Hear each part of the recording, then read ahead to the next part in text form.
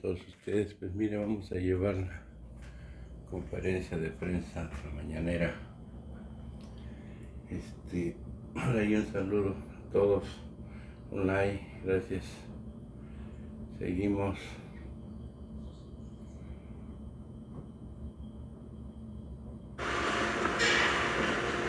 Buenos días.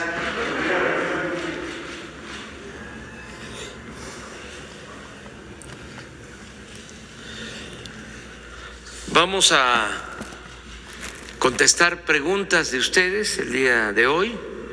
Nada más informar que terminando la conferencia iniciamos una gira. Vamos a estar en Tlaxcala, vamos a inaugurar una universidad pública y vamos a estar también en Puebla y en Oaxaca.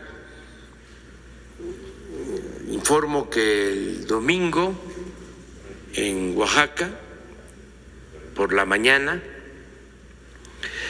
vamos a tener una conferencia de prensa porque se va a informar sobre las vacunas desde Oaxaca. Vamos a tener la conferencia igual de 7 a 8, 7 a 9 de la mañana. Posteriormente vamos a Huilapan, Oaxaca, para la conmemoración del asesinato de Vicente Guerrero, recordar ese hecho histórico y comenzar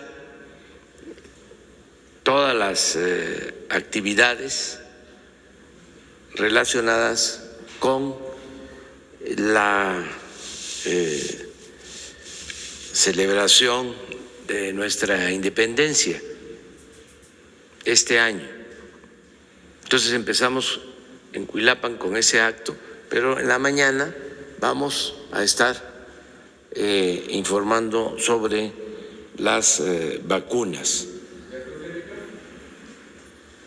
de AstraZeneca y de otras vacunas. Todo el plan de vacunación se va a presentar el domingo por la mañana. Muy bien, vamos adelante. Me da mucho gusto verte y verte muy bien. Mucho gusto que estés aquí de nuevo con nosotros. A ver, adelante. Y luego la compañera.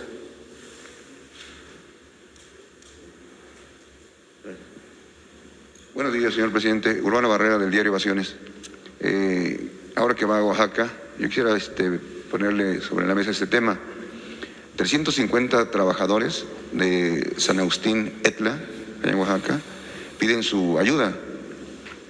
Todos eran obreros de la fábrica de hilados y tejidos San José, gente del pueblo, gente trabajadora.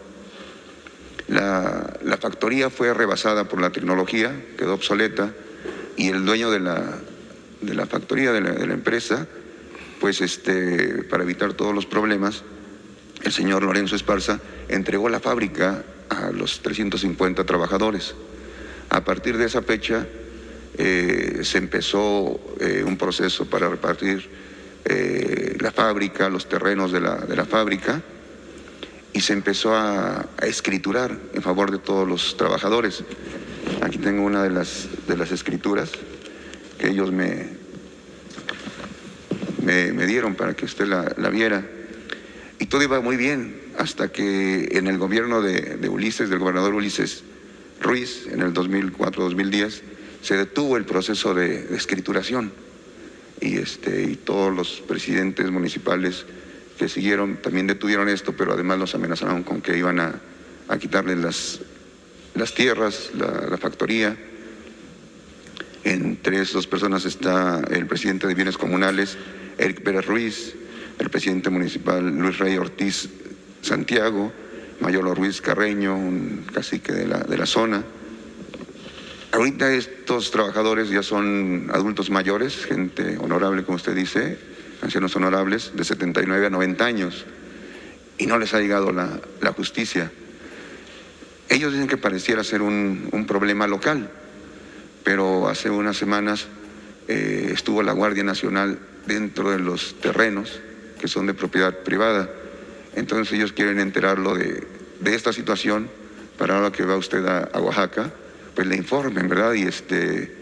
Y tienen todos los documentos de que ya son los poseedores de todos estos bienes, pero que hay un conflicto ahí que seguramente a usted le van a informar ahora el domingo y piden su ayuda, señor presidente. Gracias. Muy bien, vamos a pedirle a Leti Ramírez, que está aquí, que nos ayude, que platiquen para tener todos los antecedentes y ayudar en lo que se pueda, ¿no?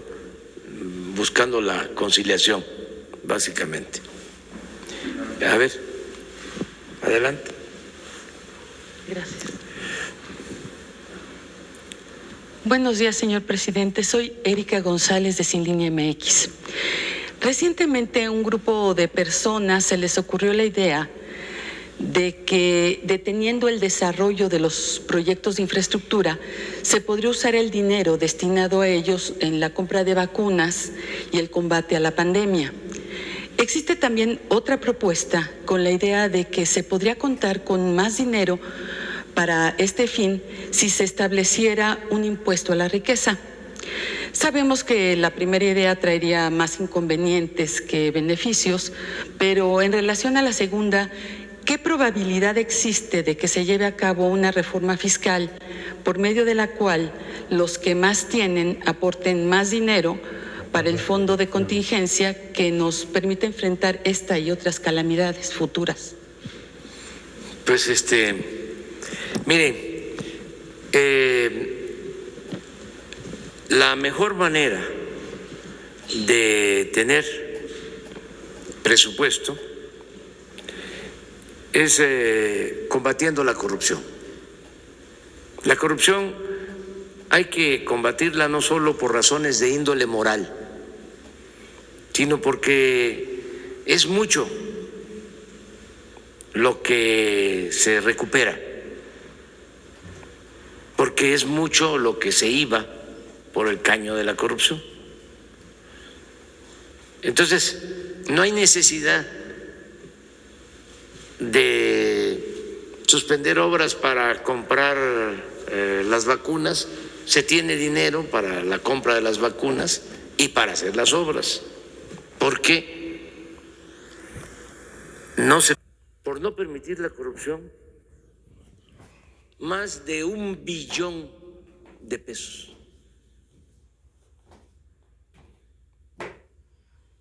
Eso es lo que yo calculo que nos hemos ahorrado en el tiempo que llevamos en el gobierno.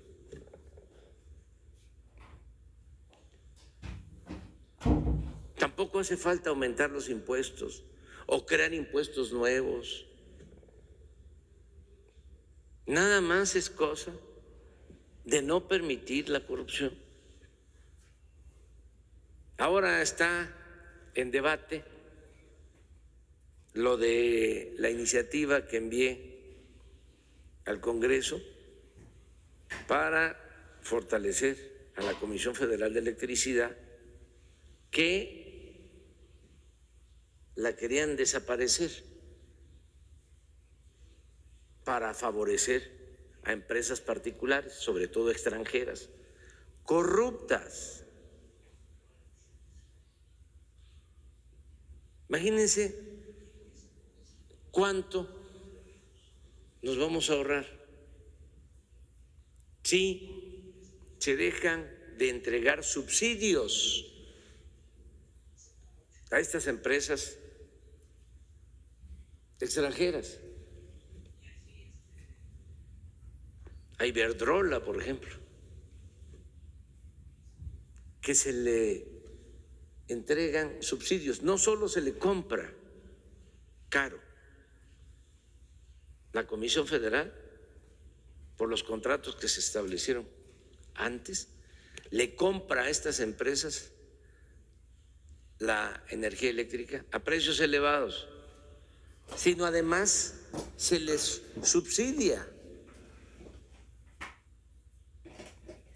Entonces, al aprobarse esa reforma legal, nos vamos a ahorrar mucho dinero. ¿Y qué podemos garantizar con ese ahorro? Pues que no nos cueste más la luz a los consumidores, que no aumente el precio de la luz, mínimo. Entonces, sí es un buen negocio público acabar con la corrupción. Hablábamos hace poco de los reclusorios que construyeron,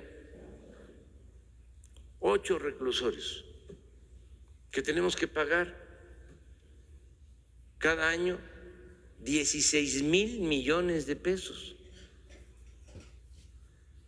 a las empresas que recibieron las concesiones, los contratos para construir estos reclusorios.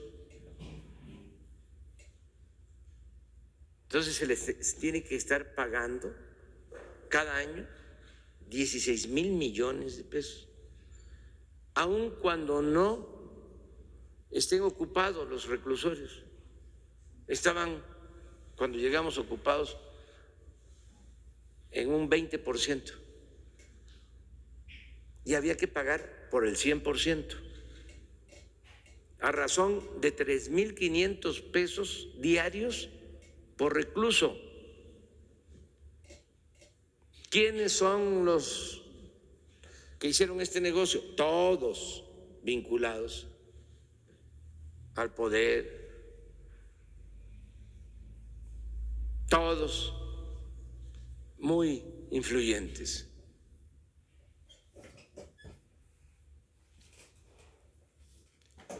Familiares de los políticos más encumbrados. Entonces estamos revisando de sus contratos. Ya les manifesté a la secretaria de Seguridad Pública y al consejero jurídico, mínimo tiene que haber un descuento del 20%. O sea, ahí necesitamos ahorrarnos 3,000 millones al año, mínimo. Imagínense 3,000 millones al año. Cuando hablamos de 16,000 millones, que eso es lo que se tiene que pagar, es la mitad de lo que cuesta comprar 140 millones de dosis para vacunar al pueblo de México. Entonces, el problema es la corrupción. La corrupción, Andrés Manuel. Eso es lo que tengo muy claro. Cuando estuvo en campaña Clinton, acuñó esa frase, o se le atribuye, de que dijo: la economía, y utilizo otra palabra que no voy a repetir, la economía. Yo tengo muy claro, la corrupción, la corrupción es una fuente para el financiamiento del desarrollo de México, importantísimo. Entonces, vamos a seguir adelante. Nos alcanza para las vacunas, no tenemos que cancelar obras, es cuestión de continuar limpiando de corrupción el gobierno. Es que no se midieron, atracaron, pero como nunca en la historia, en el periodo neoliberal,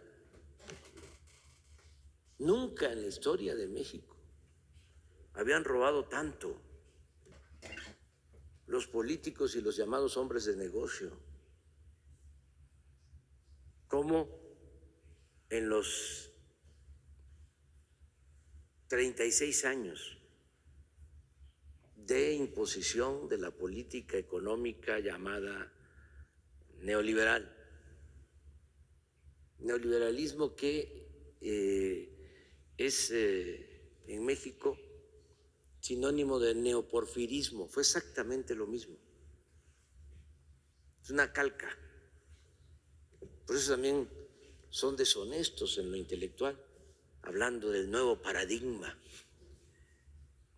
cuando es un modelo viejo que se impuso en México, que nos llevó a la revolución, porque Porfirio Díaz hizo exactamente lo mismo, o estos siguieron la política porfirista de entregar a particulares los bienes públicos. Porfirio Díaz entregó la tierra, entregó las aguas, entregó el petróleo, los ferrocarriles, las minas. ¿Qué hicieron estos? Exactamente lo mismo. Entonces, ya no podemos nosotros continuar con esa política en beneficio de una minoría, aun cuando no les guste. Inclusive hay que convencerlos, persuadirlos de que esa política no es buena para nadie, ni para ellos mismos. ¿Qué es lo que genera esa política? No solo pobreza y desigualdad, también profundos resentimientos sociales. Entonces, ¿cómo se vive en un país donde se aplica esa política de saqueo, de atraco, de lucro, de beneficio para una minoría, dándole la espalda al pueblo, a los dolores de la humanidad? ¿Cómo se vive? Pues con miedo, con temor, con guardaespaldas, con carros blindados. Y eso no es vida. No hay cosa más preciada que la libertad, que poder caminar por las calles libres. Entonces, si logramos una sociedad mejor, sin estas monstruosas diferencias, desigualdades, donde unos cuantos lo tienen todo y la mayoría carece hasta de lo más indispensable, si vamos hacia un país, si seguimos caminando para lograr que haya justicia, que todos tengamos oportunidades de salir adelante, si se regresa a lo que hubo en México en un tiempo, que se le conoce como movilidad social, que es un concepto de la sociología, que consiste en que el hijo del campesino, del obrero, del comerciante, puede, con el trabajo, con el estudio, ascender en la escala social.